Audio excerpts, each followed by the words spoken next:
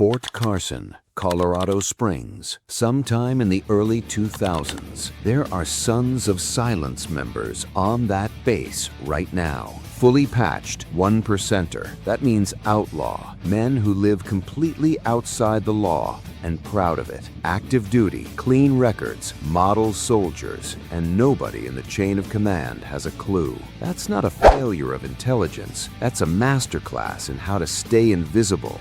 Most people have never heard of the Sons of Silence MC. That's exactly how they planned it. When people talk about the big 1%er clubs, the ones the FBI watches, the ones that make headlines, the ones with documentaries and books and Netflix deals, you hear the same names every time. Hells Angels, Bandidos, Outlaws, Pagans. That shelf tells you everything, because there's a club that's been operating since 1966, has chapters across the American Midwest, the South, and deep into Germany, has been formally designated an outlaw motorcycle gang by the FBI, the ATF, and the Department of Justice simultaneously. And that shelf is empty. No best-selling autobiography, no reality show, no Sonny Barger giving interviews on CNN. The Sons of Silence MC. Founded 1966, Niwot, Colorado. Population under 5,000 people. Here's the first thing that should stop you cold. Every other major 1%er club outgrew its founding city. The Hells Angels left Fontana for Oakland. The Outlaws grew beyond Chicago. The Bandidos exploded out of Texas. The Sons of Silence never left Niwot. The founding chapter, the mother chapter, the one that controls the whole organization, is still in a town most people drive through without stopping. That one fact tells you more about this club than anything else I could say. They didn't chase size. They didn't chase fame. They stayed planted in a place nobody was looking and built something that nobody could fully see. And that philosophy, stay small, stay quiet, stay invisible, is what eventually put them inside the gates of the most powerful military institution on Earth. But to understand how that happened, you first need to understand where this club came from, because the roots explain everything. To understand why the Sons of Silence became what they became, you have to stand in 1966 for a minute. Vietnam is escalating, the counterculture is exploding, and men who've lived with combat, brotherhood, structure, and the constant possibility of death are coming home to suburban America and finding that nothing fits anymore. This isn't unique to the Sons of Silence. The entire Outlaw MC world grows from that soil. The booze fighters, the Hells Angels, the Outlaws, all of them trace back to men who came home from World War II or Korea and couldn't slide back into normal life. They wanted the brotherhood, the speed, the feeling that the man next to you would bleed for you if it came to that. But by 1966, the landscape had changed. The Hells Angels had already been the subject of Hunter S. Thompson's book, published that same year, exposing them to the entire country. The Lynch Report, California's Attorney General commissioned in 1965, had formally labeled outlaw bikers a public menace and put them under a law enforcement microscope that never fully went away. So, if you're starting a new club in that climate and you're smart, you make a choice. You can follow the Angels playbook, build a brand, court the press, make your name so big that nobody can ignore you, or you can do the opposite. You can build something real and make sure nobody knows it exists. The Sons of Silence, consciously or not, made the second choice, and it shaped everything that followed. Through the 70s and 80s, the club grew differently than any of the Big Four, where the Hells Angels expanded aggressively, patching over existing clubs, absorbing smaller MCs, planting flags in new cities with maximum noise. The Sons of Silence grew almost organically. A veteran who moved for work, a veteran who transferred bases and brought the culture with him, a family connection in another state that became a hangaround, then a prospect, then a chapter. Slow, quiet, impossible to track in real time. And here's why that matters for everything that comes next. That pattern of growth, veteran to veteran, base to base, transfer to transfer wasn't just how the Sons of Silence built chapters across the Midwest. It's exactly how they built a presence inside the United States military. The Cosa Nostra figured this out decades before the Outlaw MC world ever existed. The most dangerous organization isn't the loudest one. It's the one you forget to look for. The Sons of Silence put that lesson on two wheels, and by the time anyone in law enforcement or the military started asking the right questions, the roots were already deep.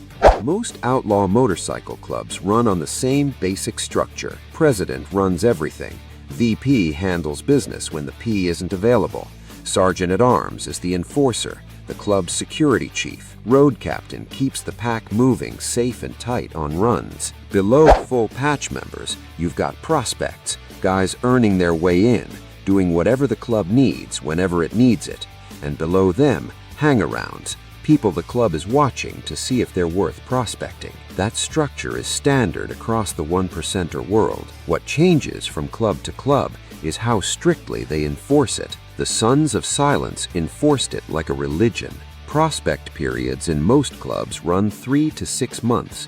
Tough, but finite. You know the end is coming. In the Sons of Silence, law enforcement sources who tracked the club reported prospect periods running well over a year, sometimes significantly longer. Think about what that actually means. A year minimum where the club watches your every move, tests your loyalty, checks who you talk to, sees how you handle pressure, finds out if you can keep your mouth shut when the wrong person asks the right question. That's not a membership process, that's a screening program.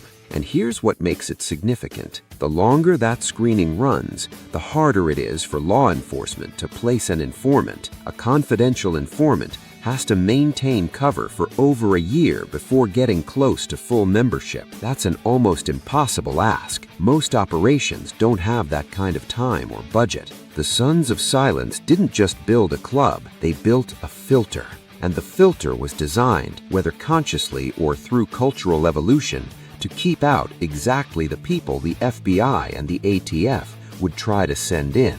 Now, here's where it gets complicated. In 2007, the FBI and the National Gang Intelligence Center published a report that landed on desks across the Department of Defense like a grenade. The report confirmed something military investigators had been quietly dealing with for years and quietly failing to solve. Members of outlaw motorcycle clubs, including the Sons of Silence, had successfully infiltrated multiple branches of the United States Armed Forces. Not weekend riders who happened to own Harley, fully patched, active duty, operating with complete club affiliation while in uniform, attending church, the mandatory club meeting that every full member is required to attend, no exceptions, while stationed on U.S. military bases, recruiting other soldiers into the club, using military resources, military training, and military access in ways the chain of command never authorized and never detected.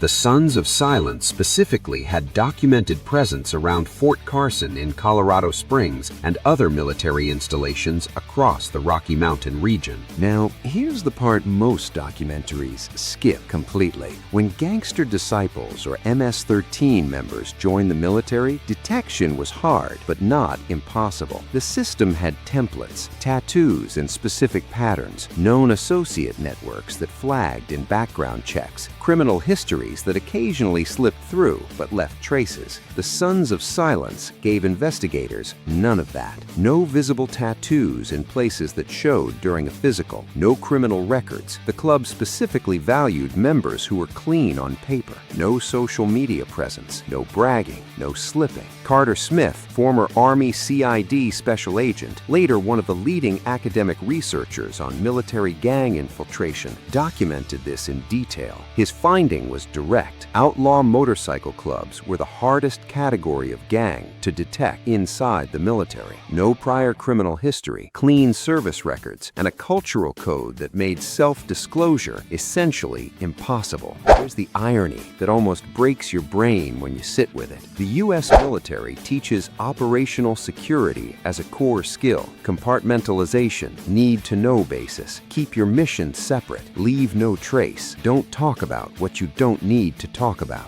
The Sons of Silence ran on exactly those principles. The institution trained these men in the art of invisibility, and those men used that training to build something the institution couldn't see. 1999, Colorado. The ATF finally had enough.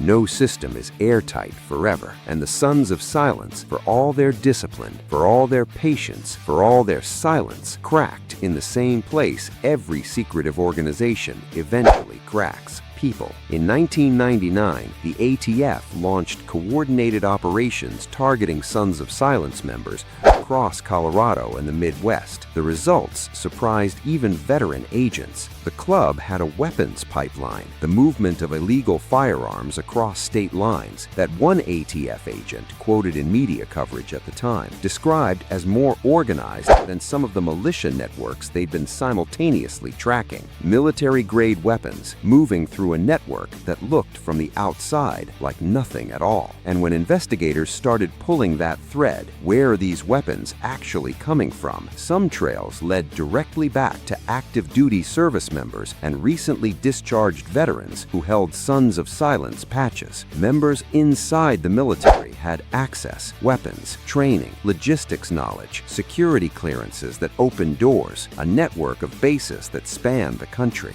Members outside the club had the distribution network, the buyers, the infrastructure to move things quietly across state lines. The club, whether by design or by natural evolution, functioned as a bridge between two worlds that were never supposed to touch. Now, three different people looked at this situation and saw three completely different things. From the club's perspective, and this is what members maintained through attorneys after the 1999 arrests, the Sons of Silence was a brotherhood. Men who rode together, lived by a code, and kept their word to each other. The criminal charges targeted individuals who made individual choices. The club itself, they argued, was built on loyalty and honor between men who'd chosen to live outside a society that hadn't done much for them anyway. From law enforcement's perspective, the ATFs, the FDIs, the FDOJs, the secrecy wasn't brotherhood, it was concealment.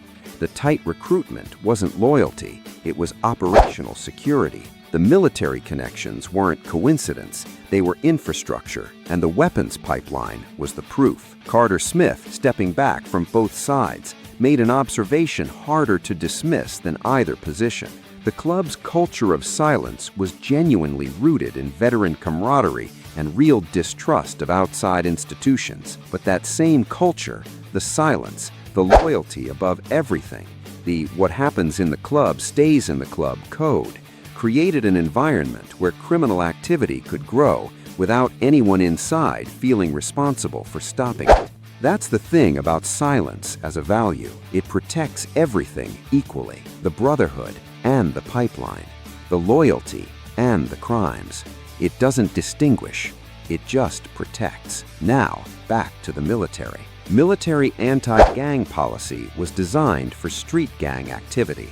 It targeted visible markers, graffiti tags, hand signs, specific tattoo patterns, colors owned openly, policies written for a threat that announces itself. The Sons of Silence didn't announce anything. It wasn't until 1997, after the FBI report made national news, that the Department of Defense formally updated its policies to address outlaw motorcycle club infiltration specifically. Over a decade, at minimum. A decade where the world's most powerful military couldn't effectively address a motorcycle club from a town of 5,000 people operating inside its own installations. Put yourself in that situation. You're a base commander, Colorado Springs, 2005. The FBI briefing is on your desk.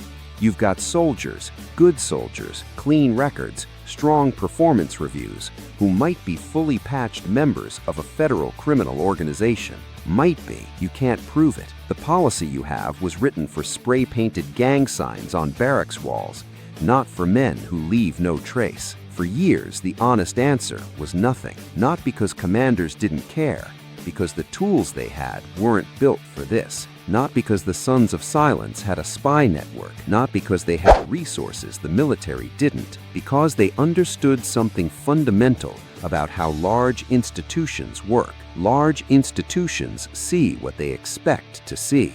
If you don't match the template, you're invisible, and the Sons of Silence never match the template. Not once, not by accident, by design. Here's the real lesson this story teaches. In the Outlaw MC world, visibility and power are not the same thing. The Hells Angels have chapters on 6 continents. Their patch is a pop culture icon. Sonny Barger was on talk shows. Their name sells merchandise. They're also the #1 target of every OMG task force in the Western world. Europol, Interpol, the FBI, every major law enforcement agency on the planet has a dedicated file. The Sons of Silence made a different calculation. Fame costs, silence pays. That eagle on their patch, it's not screaming, it's not attacking, it's watching. That's not a coincidence. And what the military story shows us specifically is how far that philosophy actually reaches. This wasn't a club that happened to have members join the military.